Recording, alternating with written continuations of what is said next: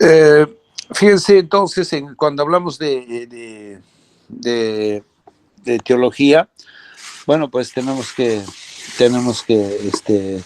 indicar que existen causas, ¿no es cierto?, como la hiponatremia. El primer grupo se refiere, bueno, y estas causas están agrupadas de acuerdo a los mecanismos de producción, ¿ya? Entonces tenemos primero por pérdidas de agua y sodio en forma equilibrada, fíjense, ¿eh? En forma equilibrada, ¿no? Esta es una de los tipos que tiene mayor presentación de hipernatremia, ¿no? Entonces se va produciendo aquellos casos en los que hay una pérdida combinada, ¿no? De tanto de agua como de sodio, ¿no es cierto? Entonces eso es lo que va a pasar. Ahora, aunque más importante es la pérdida de agua, más o menos esto, si quisiéramos hacer una analogía, sería pues la hiponatremia normovolémica, ¿no? Bueno, si, no sé si ustedes recuerdan, por eso les dije la otra vez un poco, cuando uno ya entendió la hiponatremia es mucho más fácil también entender la hipernatremia. Entonces, cuando hay pérdidas de agua y de sodio, hay causas renales y hay causas extrarrenales. Las causas renales pueden ser producidas por diuresis osmótica, inducida por sustancias osmóticamente activas que arrastran agua y sodio en la orina. ¿Cuáles son las sustancias que pueden producir esta? La glucosa, la urea, el malitol. Y extrarrenales tenemos las diarreas copiosas, o sea, ¿no? Más frecuente en niños, obviamente, sudoraciones excesivas, ¿no? Entonces, hay causas renales y extrarrenales. Siguiente. Eh, Acá tenemos la segunda causa, según el mecanismo de acción, la pérdida de agua. O sea, si yo pierdo agua, obviamente está más concentrado, se queda el sodio mayormente, ¿no? Entonces, en esta igualmente hay causas renales y extrarrenales. La causa renal va a deberse pues a la diabetes insípida central, ¿no? Déficit en la producción de vasopresina. El riñón pierde la capacidad de concentrar la orina, ¿no? Eso es lo que pasa. Y también tenemos la diabetes insípida nefrogénica, donde se produce seguramente la hormona antidiurética, pero no puede actuar a nivel. Entonces, eso es lo que pasa. A ver, un ratito, por favor. Un ratito.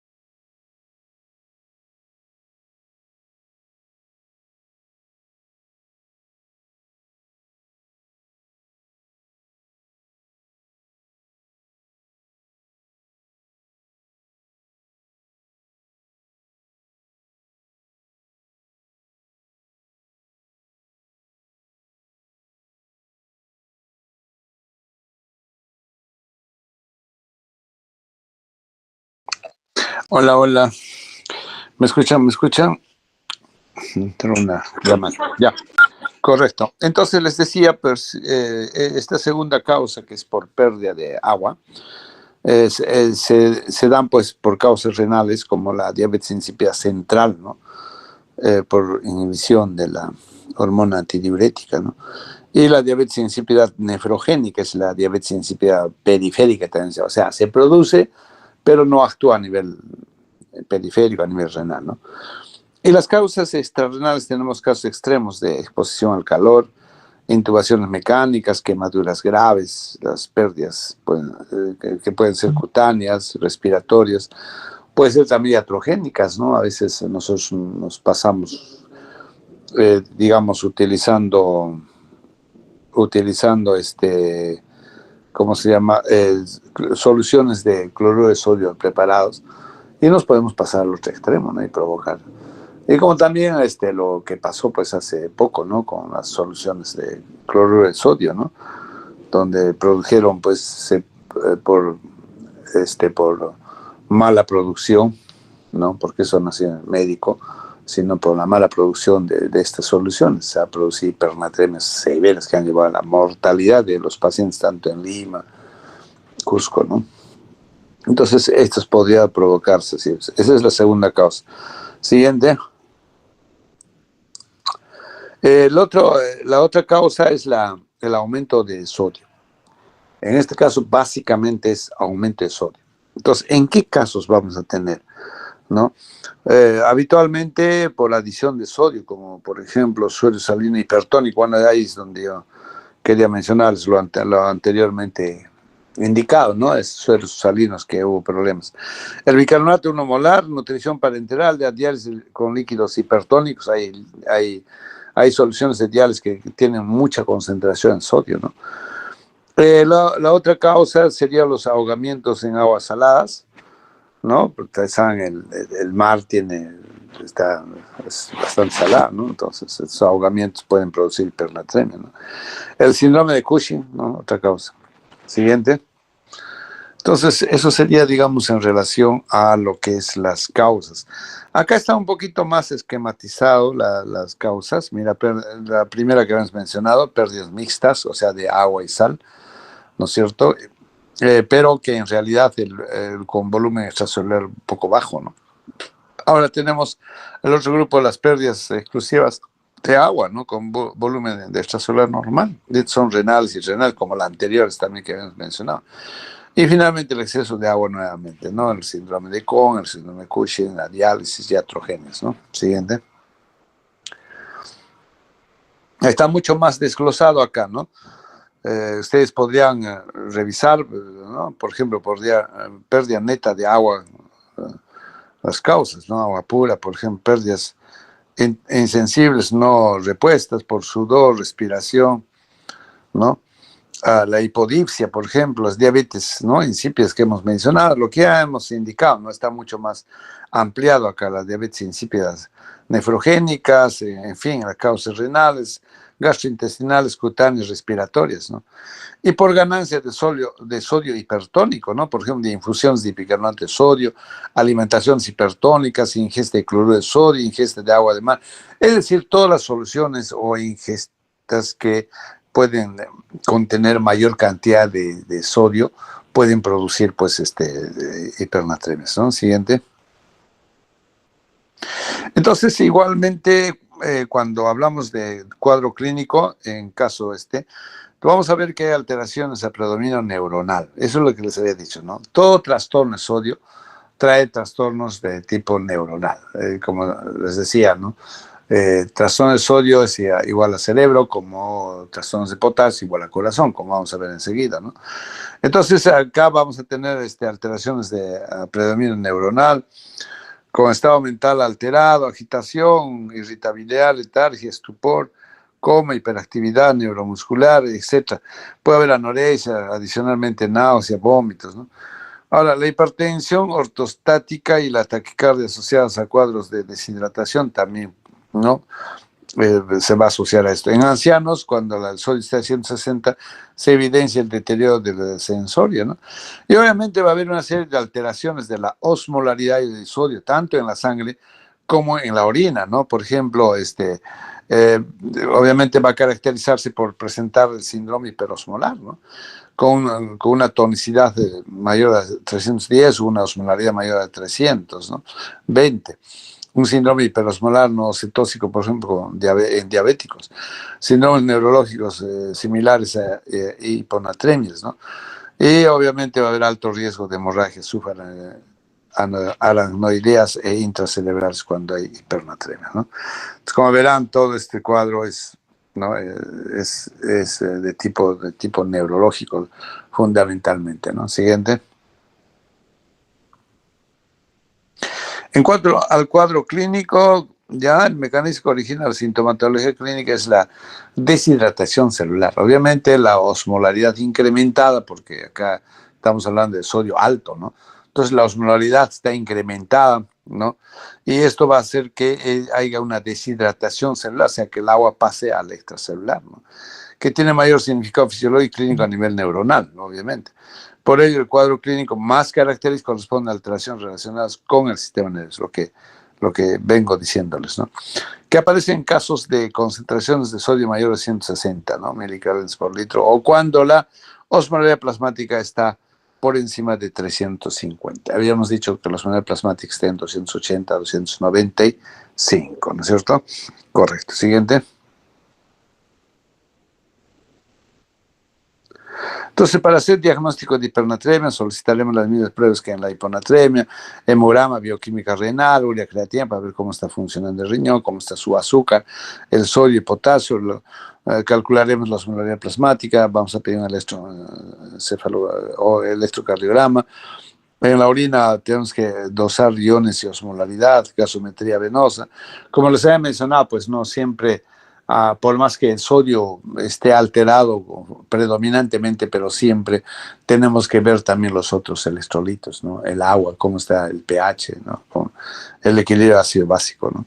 Generalmente van acompañados con toda esa alteración. Si bien es cierto, la alteración predominante puede ser el sodio, ¿no?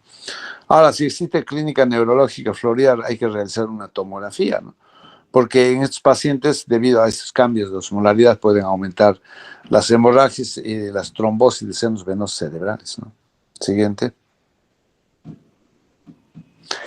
Entonces, acá hay un algoritmo, ¿no? Igual que en la hiponatremia, ¿se acuerdan? En este caso es para hipernatremia. Entonces, lo primero que tenemos que hacer es ver si ingirió sal, ¿no? O está siendo o administrado con soluciones salinas hipertónicas, cuidado, ¿no? Podría estar recibiendo soluciones hipertónicas por un tratamiento, por ejemplo, de hiponatremia, ¿no? Y bueno, o porque alguna otra sustancia que tenga mayor cantidad de sodio, ¿no? Entonces, si averiguamos y dicen que no ingiere, no recibe soluciones, entonces la hipernatremia es por pérdida de agua, ¿no? Va a ser en este caso.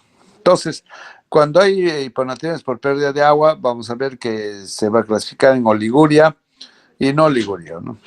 Oliguria, la osmolaridad máxima, ¿no? En el cual el sodio plasmático está menos a la sumatoria del sodio y del potasio. Y de la no oligúrica tenemos la osmolaridad, ¿no? En este caso al revés va a ser, ¿no? Va a ser máxima y el sodio plasmático al revés va a ser mayor a la sumatoria del sodio y potasio, ¿ya? Y en el otro grupo tenemos la hipernatremias por ganancia de sodio.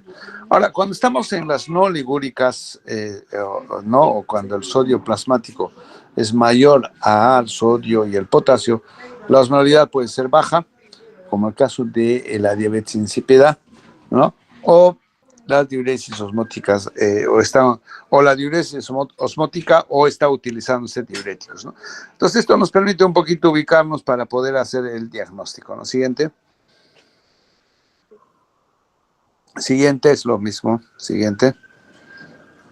Bueno, en cuanto al tratamiento, fíjense acá básicamente, ¿no? En la mayor parte de los casos vamos a tener que la hipernatremia va a ser de tipo hipovolémica, ¿no? porque también hay hipernatremias normovolémicas, como hemos estado revisando las causas, también hiponatremias hipervolémicas, ¿no? Entonces, dependiendo de en qué situación nos encontremos, tenemos que plantear el tratamiento. Entonces, en el tratamiento hay que evitar mayor pérdida de líquidos, hay que tratar obviamente la causa, hay que corregir el déficit de agua, ¿no? El déficit de agua, ¿no? Y para esto el cálculo del agua corporal actual se realizará mediante la siguiente fórmula, ¿no? El agua corporal total anual en litros va a ser igual al agua corporal total, ¿no? Por el sodio ideal sobre el sodio actual. Eso es, digamos, calculando el agua corporal total actual, ¿no? En litros, o sea, del paciente. Una vez calculado eso, nosotros tenemos que proceder a calcular el déficit. ¿Cuánto de agua le falta a este paciente para poder compensar esta hipernatremia, sodio alto, ¿no? Y para eso tenemos el agua corporal total, o sea, calculamos el déficit, va a ser igual al agua corporal total que hemos calculado, menos el agua corporal total actual. Esto obviamente se va a dar en litro. En buena cuenta, en buena